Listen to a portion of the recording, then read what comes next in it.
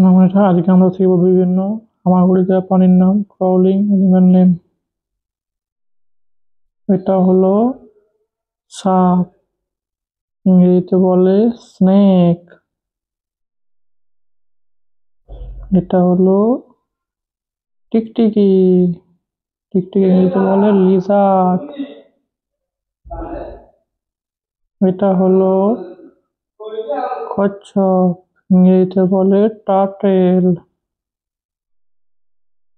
এটা হলো শামুক, ইংরেজিতে বলে স্নেল।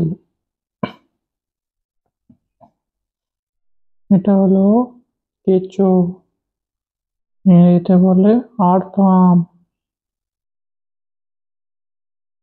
এটা হলো কাঁকড়া, ইংরেজিতে বলে ক্র্যাব।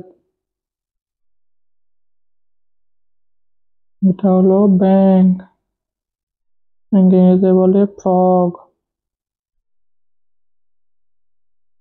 এটা হলো গিরগিটি, এটি ইংরেজিতে বলে চ্যামেলিয়ন। ভিডিওটি ভালো লাগলে চ্যানেলটি সাবস্ক্রাইব করুন।